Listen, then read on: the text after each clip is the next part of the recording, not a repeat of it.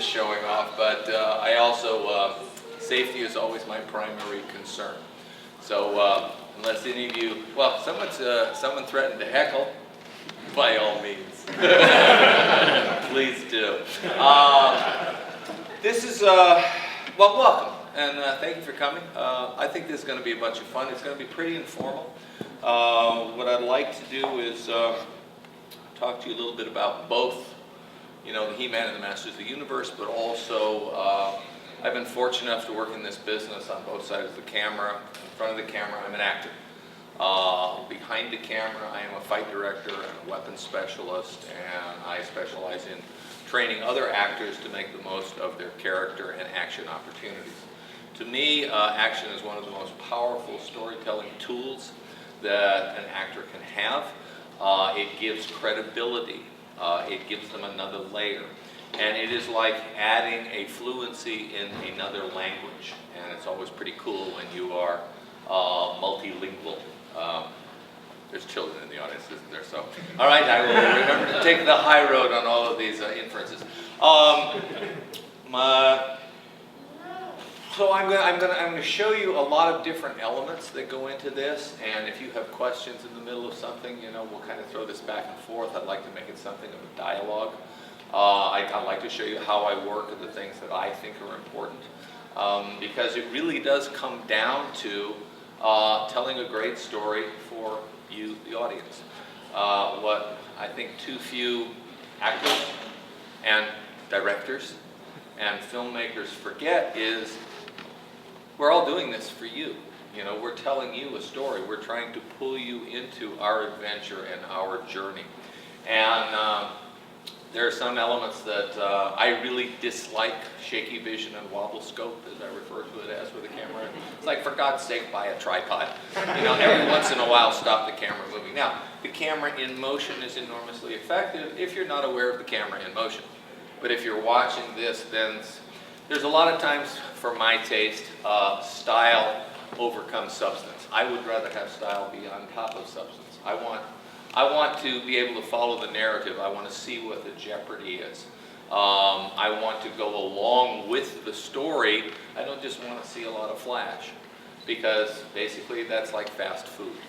You know, I want something that the audience is going to leave with, and that, you know, you can appreciate it more if you can follow the narrative. That is really one of the primary ways that I work, because I come from a stage background.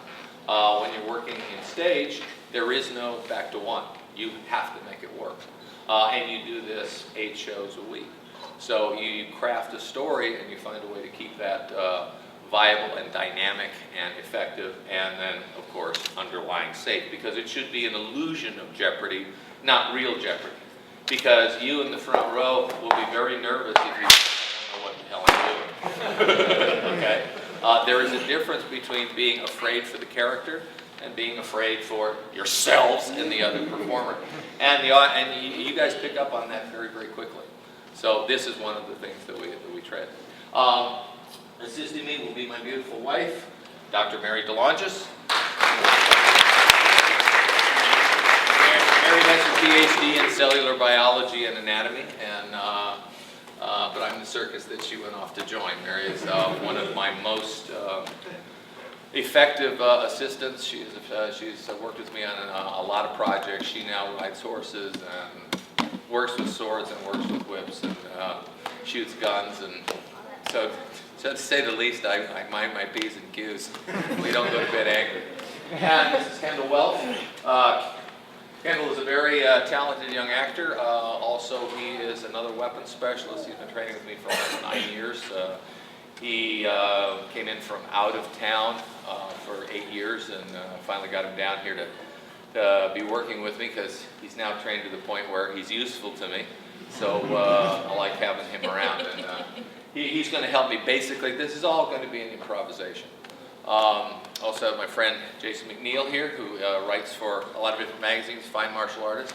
He is coming on as my latest Padawan, although he does have a dozen years of very fine martial arts experience behind him.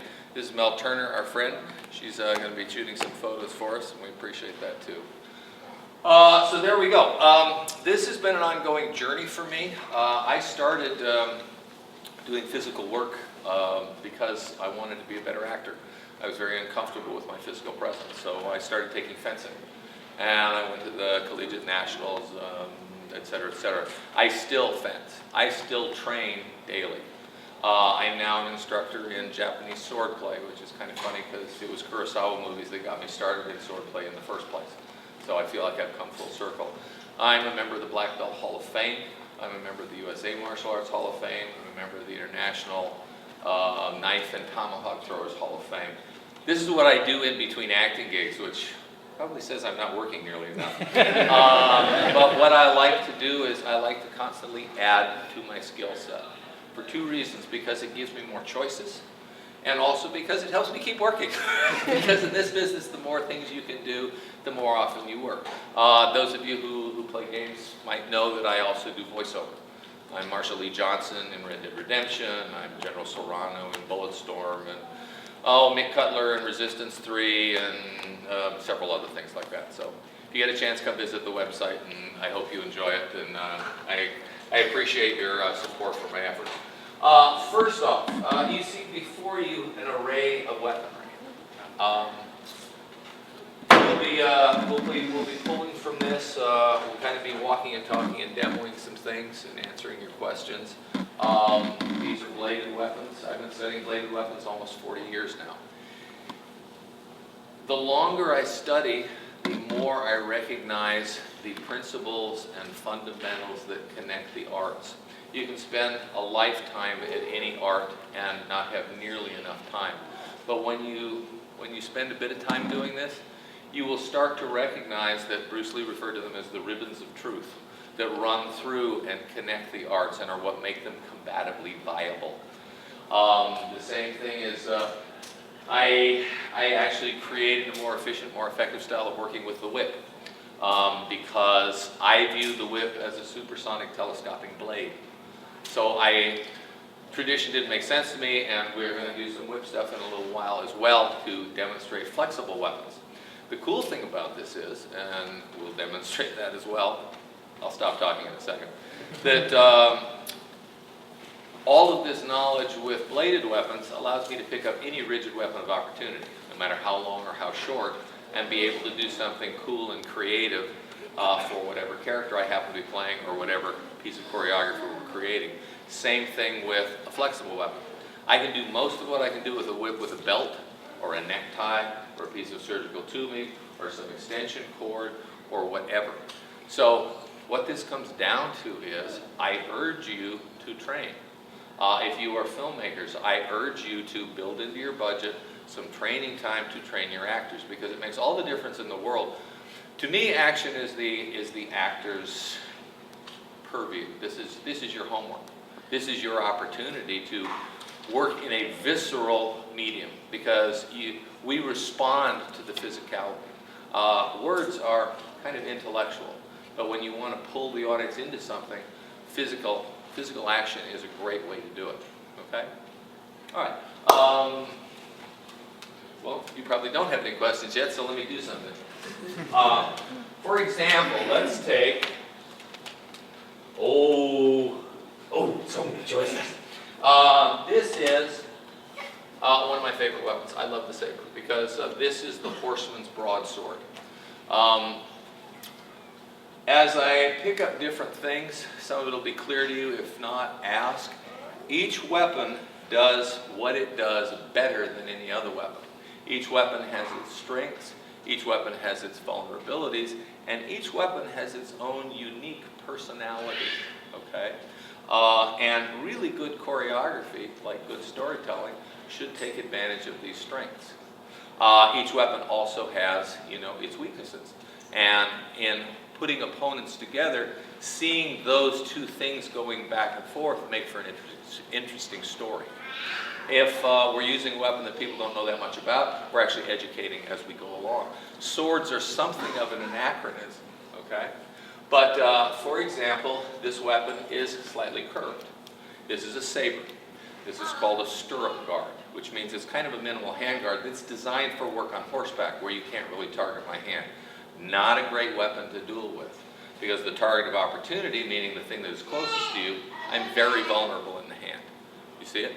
But I can cut with this, okay, with both the true edge, and this is sharpened a third of the way back, so the false edge. Can I borrow your hand, please? Without a weapon first. Perfect. I am able to cut him with this, and with this, I am also able to cut him with the back edge. I am also able to thrust. Now, here's one of our constants. There are 8 angles of attack. You could say that there's 360, but for the sake of communication, let's say 8. You have vertical, straight down, and straight up. You have horizontal, forehand and backhand. You have descending diagonal, ascending diagonal, ascending diagonal. You see that? Now with this weapon, you have a descending diagonal, and I can hit him with the back edge, so that's pretty cool. I can also come in on any of these angles with the point, because this is both a thrusting and a cutting weapon. So this gives me a lot of different choices. But there's 8 angles of attack. That's it. Okay, and this is true of any weapon. If this was this, I would still have 8 angles of attack. Okay, 8 choices to make, each of which would prompt a corresponding response from him. Does that make sense? Now we have footwork. Footwork, when you see people like Jet Li. How many of you guys have seen Fearless? I had the pleasure of working with Jet Li. They flew me to Shanghai to partner for the opening sword fight in Fearless. We literally made that up on the spot. Wu Ping and his team threw together something when Jet liked the looks of it. He and I got up, walked it a couple of times, then shot it at speed. Neither one of us really knew the choreography, not the way I like to work. I like to evolve something and rehearse it and all this other stuff and turn it into a real dialogue. But in this case, it was a matter of, he moved, I'd adjust. I moved, he'd adjust. Because we'd each trained for so many years, we didn't even have to speak the same language, because the language we were speaking was universal and it was of movement. Okay? Which brings us to footwork. Would you demonstrate with me as we go? You have linear. What does that mean? Well, European fencing evolved to be mostly one-handed. The cool thing about European swords, and you kind of wonder why other cultures didn't do this, they come with hand shields. What a good idea! Okay? If I don't, this is a little bit more vulnerable. Okay? But you have forward and back, which is referred to as an advance, and retreat, and retreat. I also have a pass forward and a pass back, and in there I have a lunge, which is a sudden offensive double-step movement. Okay? You follow? That's linear. You also have lateral, where you step to the side, and you step to the side. And you step to the side and you get out of the way, and you come back to center. Then you step to the side and you get out of the way, and you let the train go by. You don't fight it, all right? You then have descending diagonal, like so, and you have ascending diagonal. What the heck does that mean? Well, descending diagonal means you build a barrier and you get behind it, okay? You build a barrier and you get behind it, and when he's swinging at me, if he's coming at me going, this is the worst possible place for me to be. I have to eat it all, okay? When he swings at me, if I shift into here, now what I've done is I have ascended and done a block here like this, which then allows me to come back here, take his weapon, and kill him with it. How embarrassing, okay? If I had a weapon, let's say all I've got is a club, all right? If he's coming at me, I'm going to build a barrier, okay? If he's thrusting, it's easy enough to deflect this and redirect this. To deflect this and redirect this. I am, building a barrier here like this. I come at him, he comes at me, and now it's my turn and I get to come at him. Now this is very linear, okay, meaning straightforward, forward and back. You see it? Let's say mine's shorter. Yeah. Okay, now he has the advantage of distance. Okay? I have to defend. If he's cutting at me here like this, right? Linear, I'm going to be okay. If he steps through and cuts more powerfully, he has better leverage, and he's going to crash through this. This is when I do my descending diagonal, okay? I have moved away from the zone of power, I have erected a barrier, and I've gotten behind it, and now my entire body has skeletal alignment. So he has to deal with the weight of my whole body. Same thing on the other side. I build a barrier, and I get behind it.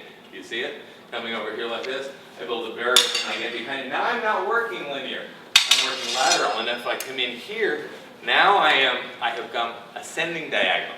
What ascending diagonal is this, as he's coming at me.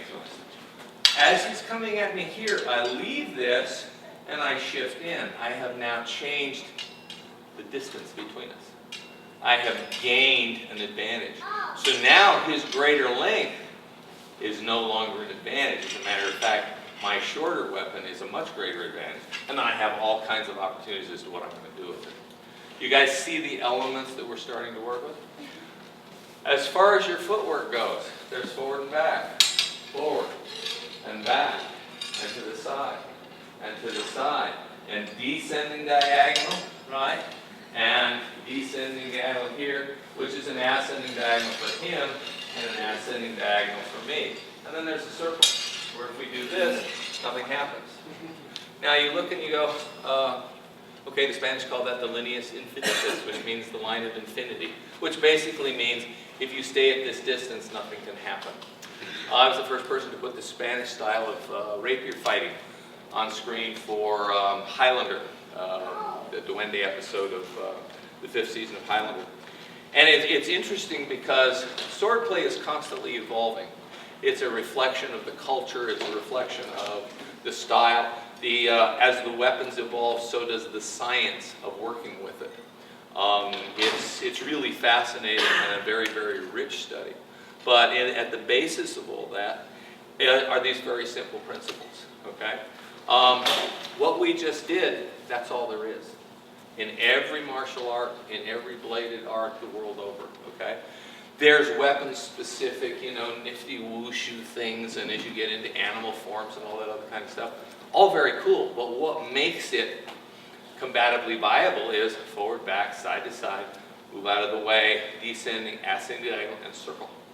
That is the foundational footwork. And what is footwork about? Well, footwork is your delivery system, and it's your escape route.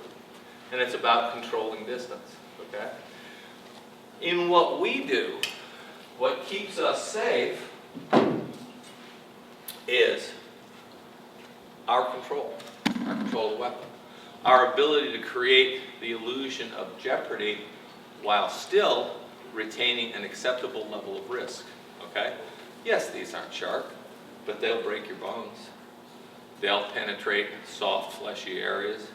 They'll take your eye out. So you have to have a respect for your partner. You have to have a respect for the hazard that you are willingly embracing together. And then, you want to create the best possible story that you can. For example, these are two cutting weapons, basically two variations of a saber, okay? Well, a saber is a cutting weapon. So maybe I will cut him. Everything you can do with a saber, right? So cut, very cut, to here. So this is a cutting sequence. Okay. Well, now we've started to illustrate what's the hazard of this weapon. Well, it's cutting. Okay. So if I give it just a little more. Okay. Now, let's change and see what else we can do. Well, I could move him out of the way, create an opening, and thrust. Now, if he comes to me, he's thrusting back. Now I'm coming to here. Good, he's coming to me, and then I'm going to deceive his defense, and he stops moving backwards because I stopped moving forward because I saw he had nowhere left to go. If he doesn't maintain this distance and goes running way backwards, he just tripped over the cables and fell into the camera and all kinds of horrible things happen. You follow? If I am not aware or care about my partner, I just drove him into all that. Does that make sense? Okay? One more time. So here we are starting to combine the elements of what this is possible. So if I go, here's the cuts. Boom, which then takes us into a thrusting section. Here. Good, and we're playing with footwork. He comes to me. I block this out. Now, normally he would go back. Compare it. But if in this case he comes forward, he's coming here, and now the jeopardy is he's going to punch me in the face. Well, let's shift over here so they can see this. Now, which brings us to, well, looks better. What we were about to do, the money shot, was going to be hidden. Okay? We will choose the angle that the camera sees this from. I want the camera to see what I want it to see. I don't want it to see what I don't want it to see. So that we can create this illusion. You follow? What this is, this would be referred to as our master. Okay? Which is a big shot that shows everything. What this does is it establishes where we are and kind of what we're doing, and it's the big picture. We would then go for coverage over the shoulder on both sides, and we would probably have some inserts over things that were interesting and important. All right? For example, if we start here like this, and we have a little bit of dialogue. He calls me Norman Dog. I call him Turkish Taffy. Whatever they happen to write for us. And now, also, see, this is here like this. And here's an interesting thing. This is there. And I'm kind of going, Now, am I the good guy or the bad guy? Well, who do you think I am usually? There's a confidence and an arrogance that comes with it. Well, see, I may create an opportunity and beat his blade out of the way. The idea of an on guard position is, you want me? You have to come through this to get me. Okay? But I create this opening, and cut it. Good. And I thrust. Good. Now right here, okay, he's going to come forward and create a new element, which is distance. I am going to let him go where he wants to go. Now into this, I'm going to flow into this opening. Now we're here. This is all infighting now. Good. Here, down, up, catch, shift around. Boom. And that would be the end of a phrase. You follow?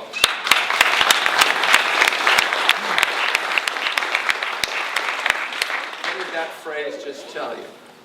It told you that these weapons are cutting weapons that also thrust.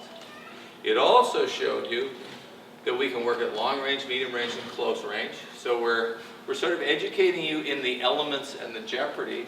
And it also basically said about our characters, we're evenly matched. So our next thing would be, okay, I'm going to have, you've been practicing. I see, and another little piece of dialogue. Within this, I don't know if you noticed or not, I try to build in acting moments that reveal something about the character. A lot of time, choreography is just fast. Okay? Well, fast is that. It's fast.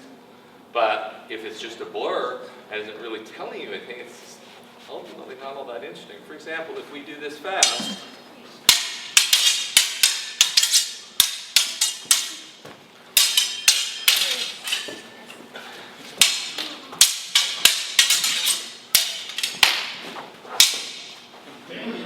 it was fast, okay? But, yeah, and didn't really give you a chance to catch your breath, okay? If, let's feature Kendall. Let's say Kendall is, I've shamed his family, and I've shamed the Shaolin Temple, and yes. Pick whatever you like. But this is our final duel. We've been waiting the whole movie for this. This is where he's coming into this. And what makes him a hero is he's coming in with no guarantee that he's going to win or even survive. If you come in Highlander every week, there can be only one, and we already know who that's going to be because it's your show. So that was part of the difficulty of that, is that every week he is going to... What's great about the sword is it's very personal. And the sword, the history of the sword is the history of mankind. And I believe it was Tennyson who says that the sword is either the instrument that lifts up a nation or that subjugates them, that beats them down. I'm paraphrasing badly, but you get the idea. It's a symbol of justice. It's a symbol of honor and nobility. It's also, so it resonates very deeply within us. You follow? Also, you risk everything with a sword. That was, I believe, the popularity of that show. There's 3 outcomes to a sword fight. You lose, you die. You tie, you both die. Not really very satisfying. You win, and hopefully you survive and aren't horribly maimed. Okay? So the fact that you are going to stand there and go, this is the line, you shall not pass, you have to go through me, I will risk all. That's the makings of a hero, and that's the sort of thing that resonates with all of us when we go to the movies. Those are the stories I like to see. Those are the characters I like to play. In this instance, if he's the young man and we want to get him pressed a little bit, let's give him, this is his part of the camera. Right? This is his story now. There's the jeopardy. There's the jeopardy. Here, so he can start to act this. Now that's not, there we go. Bang! Good, now this is very sneaky. And it's coming around. And then this here, I'm not going to turn you. Okay? And then we have our little circle. Right? The other side is me. What's my attitude to all this? Creep me out.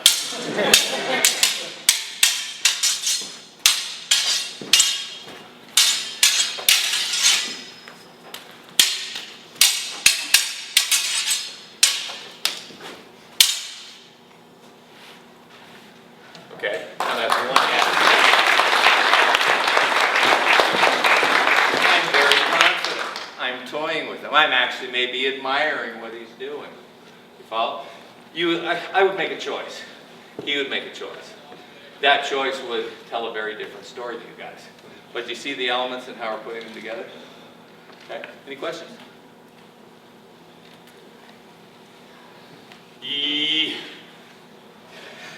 Gentleman with a very daring and bold sense of fashion in the back. Yes?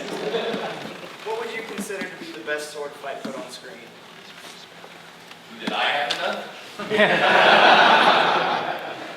One of my favorites is the sword fight from the Duende episode, the 5th season of Highlander. But it depends. Well, thank you, those of you who saw it.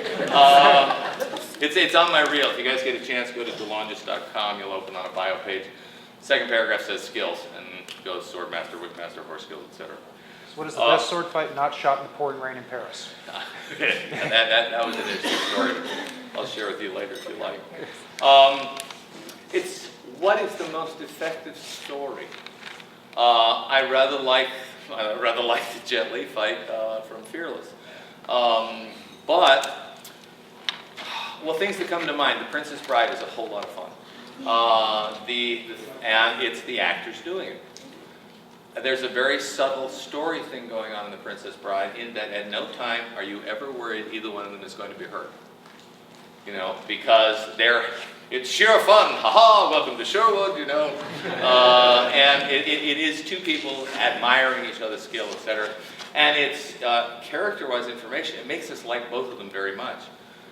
Normally, when you have that situation, somebody has to die. Well, here, nobody had to die, you know, and they will become allies later on, and that's why it's so effective. Another story effective fight for me is, hang on, and that is an excellent one. And I know Circe will really like that. But first is Rob Roy, where you have Liam Neeson's character, who now, and here's where the weapon becomes an extension of the personality. This isn't a claymore, but it's a broadsword, so we'll go with this for right now. Liam Neeson is very straightforward. He's honest. He has a rough nobility. He's fighting for the honor of his wife, etc. So I mean, you guys know the story. But he's very direct and straightforward, and this is a weapon of strength and power. Tim Roth is he's utilizing a Renaissance rapier, which is all about being elusive. It's about redirection and deception, which is a perfect weapon for him, and the way he uses it is very much an extension of that. And that's what should be happening here. Any weapon that you pick up becomes an extension of you.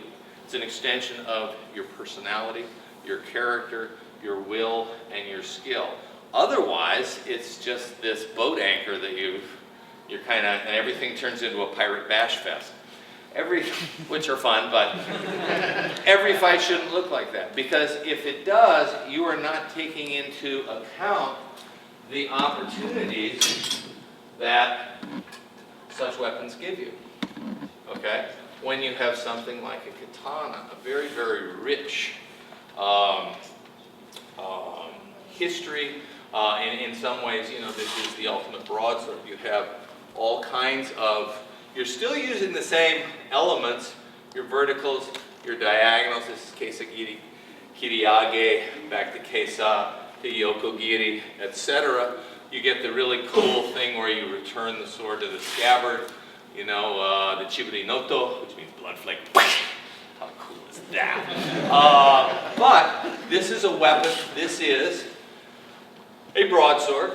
It's a center line, center guard system, basically at its heart. It's something that cuts probably better than anything. It is not sharp on the back edge, which allows you to do certain things, like those of you who've ever seen Yojimbo? No, Sanjuro, which is the second one. There is, you have he and I forget the, remember the actor's name? He played... yes, Nakadai. Nakadai. Another, it's Toshiro Mifune and Nakadai. And it's an extraordinary piece of film work. It's Kurosawa, of course. The way he frames his shots and the way, and it's character driven. And there aren't any special effects or anything other than, you know, a pressurized, it's actually chocolate syrup because it's a black and white film, the thing. But Nakadai is, we already know from earlier in the film, we have scenes showing that each of them are extraordinary swordsmen, you know, like beyond the pale. And here's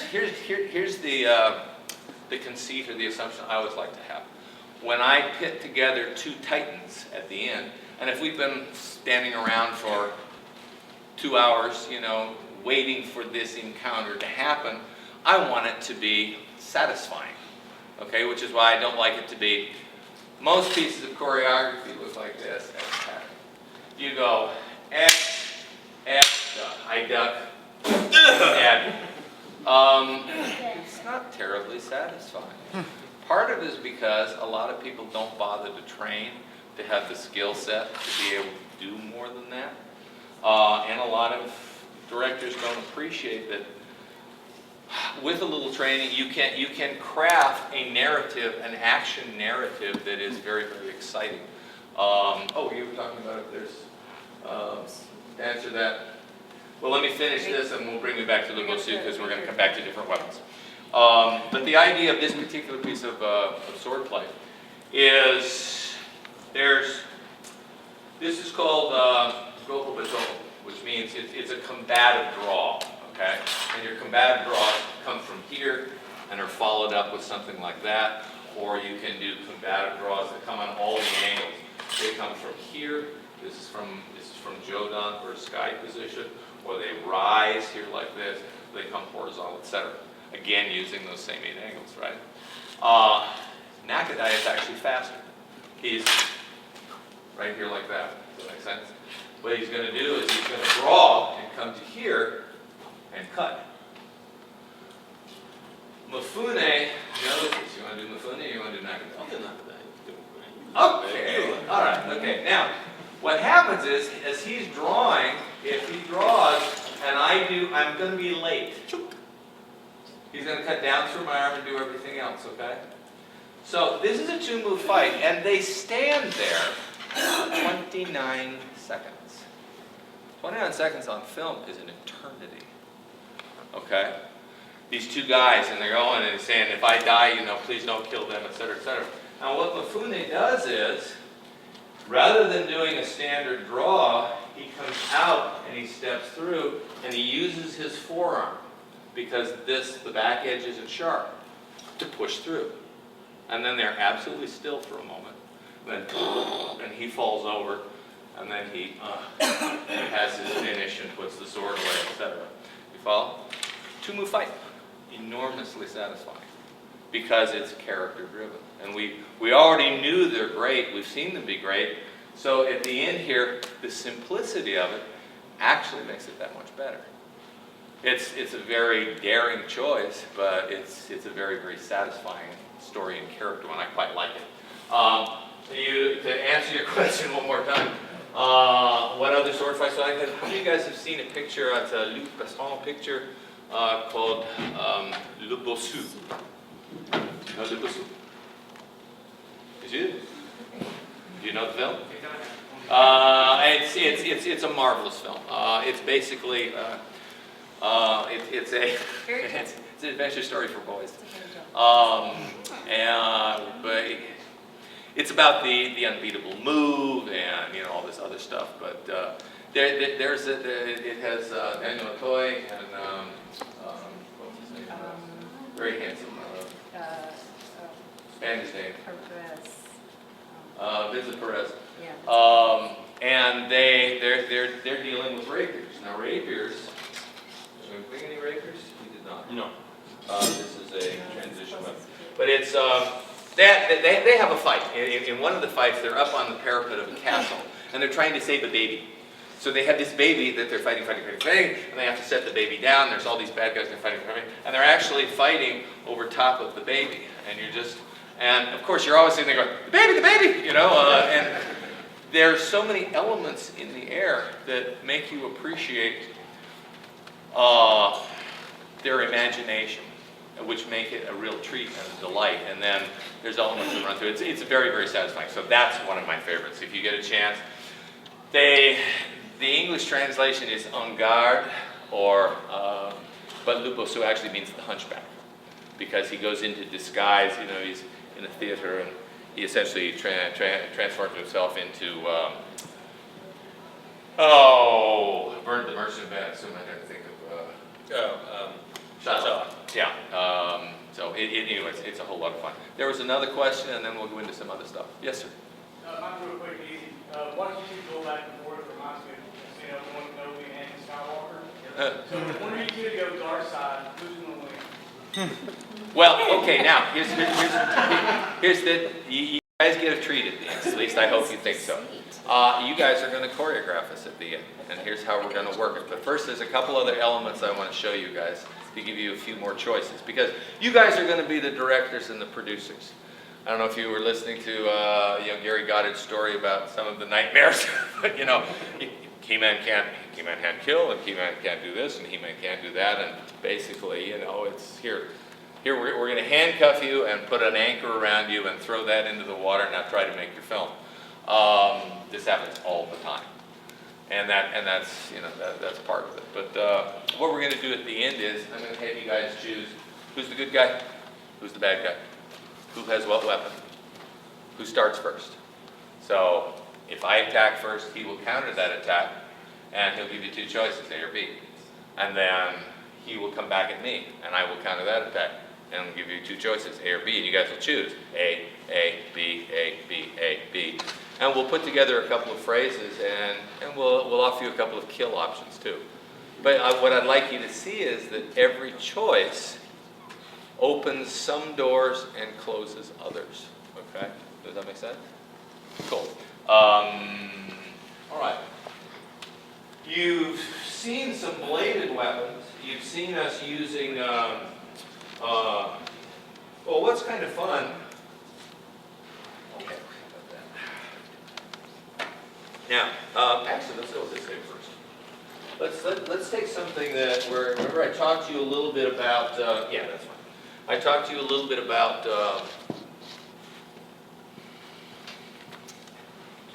he has a tool, because that's what a weapon is, all right? He has an advantage.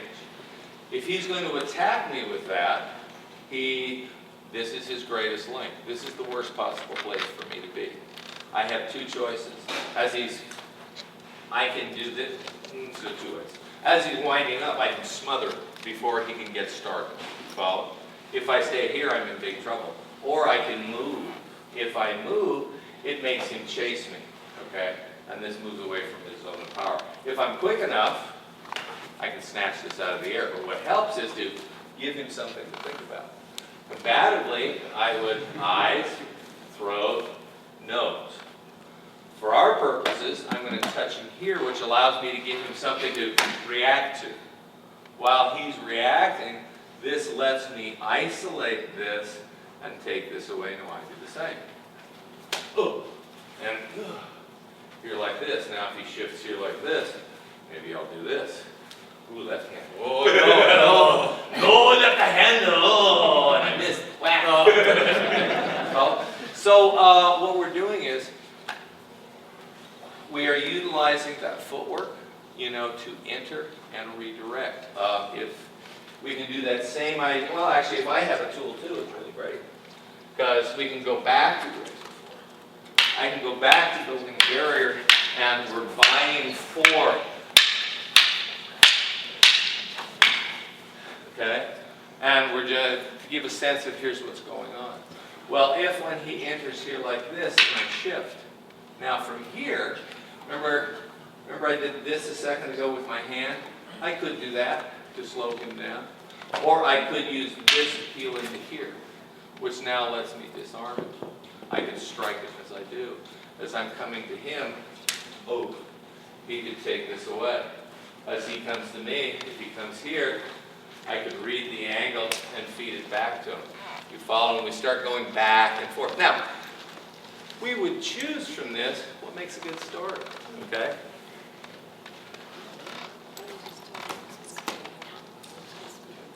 I was told that it was 2 hours. I know. So which is it? Going on. Okay. All right. Well, in that case, grab some cards. Can we have 10 minutes? Who makes the decision? Can we get 10? Outside. Perfect. Go tell them 6. 6? Okay. Bargaining for All right, just for fun. 6 minutes. Now, the whip will catch on anything it possibly can.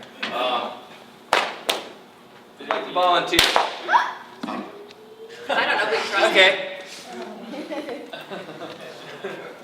Anthony. Brenna. Brenna.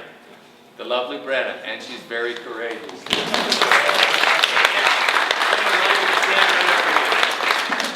Okay? And come just a little step right there. Perfect. Now, take 2 steps back. Sorry. There. Now, I am out of distance from Brenna. Okay? So I can't possibly hit her. Don't move. Now, I'm getting closer. I'm no longer out of distance anymore, am I? Yep. Put your hands up over your head. Don't move. Child abuse! Oh, very good.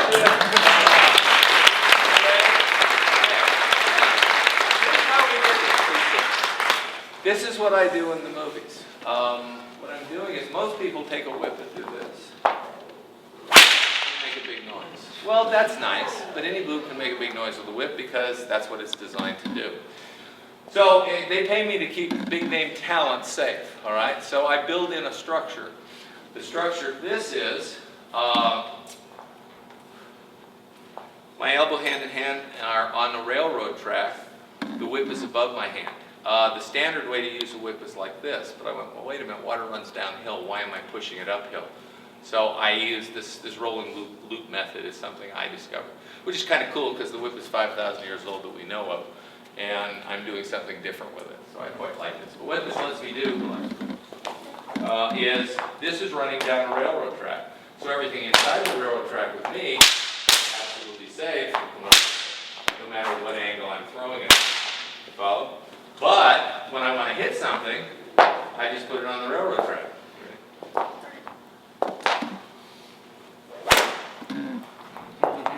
Pasta everywhere.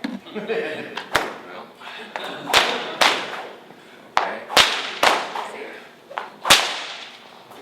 You got enough? I got 6. Okay. 2 angles.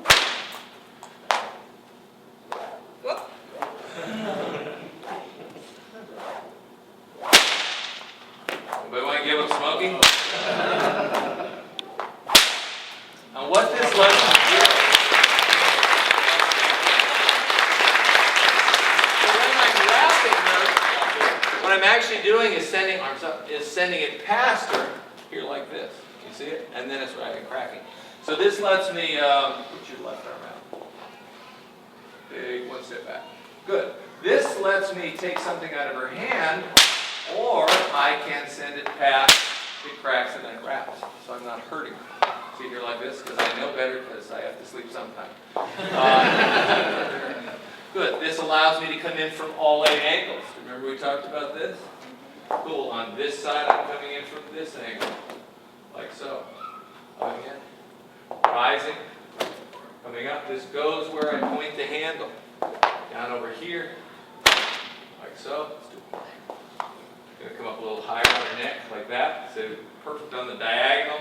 Power prayer. Good. Which, turn the face in. You may wonder if I got one more. Hands up. Down in. Down in. Roll, roll, roll, roll, roll, roll!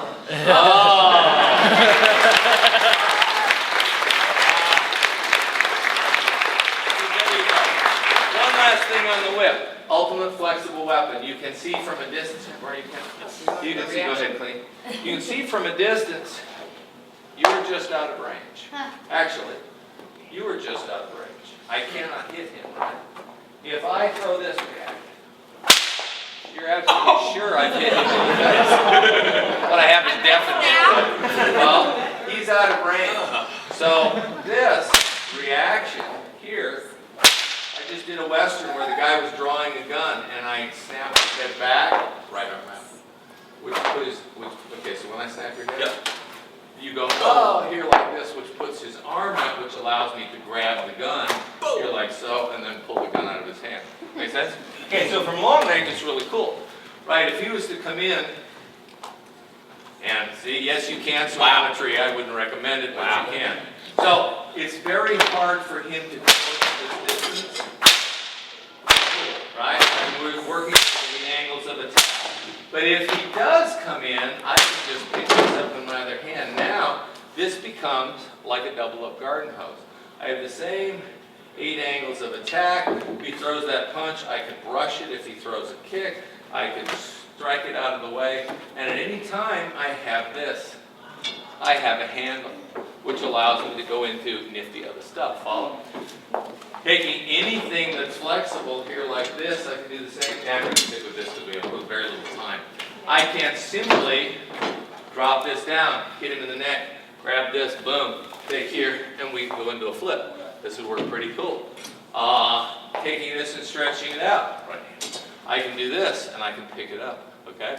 So I can not only deflect it to the side, I can pick it up, which leaves him one option, which is this. Which means I can do this. I wanted to do all this for the Indiana Jones thing, but we never got to.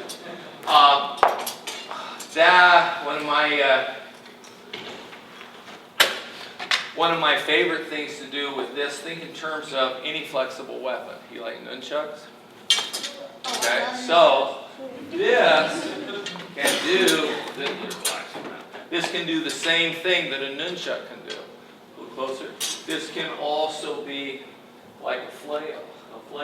I could strike him, go up around his head, grab him around the knees, pull his feet out from underneath him, and while he's on the ground, give him a whooping, okay? This could be a rope dart, here like this. You know all that cool stuff you guys like to see in the Chinese movies? Okay? Over the top. Any flexible weapon in the martial arts lexicon, the whip can perform like that, but only the whip is supersonic. Okay? So I have plans for this. Hopefully I'll get a project that allows me to do it. Apparently we're out of time. They told me we had 2 hours. I was going to have you guys choreograph. But can you see that each element that you choose tells a very specific story? It reveals something very specific about the character that you can then mine. Okay? And it becomes a dialogue, because a good action should be a dialogue here. And who knows what we're going to do here, you know, into this, right? I don't know. We just made that up. But we go back and go, okay, or let's say he throws that leg. See, I can pick this leg up. I could catch this leg and throw it down, which would allow me to come into him. Who knows? I would take what he does really well, and he does a lot of stuff really well, which is great, and we would go, okay, let's experiment. All right? For example, if he's coming to here, I can catch him. I can catch him. I can pass him. I can pass him. I can go inside, inside, outside, outside. If I'm inside, I've got all of these options. I don't have to stay inside. I can go back to outside. If he throws that one, I can start outside, which gives me all of these options. I don't have to stay outside. I can come inside. I can come inside to outside from above and from below. You see it? Okay? So you never run out of ideas. You never run out of opportunities to reveal things about your character. And again, we want to tell an interesting, dynamic, satisfying story for you guys. That's what I set out to do when I'm acting with dialogue. That's what we set out to do when we are acting with action.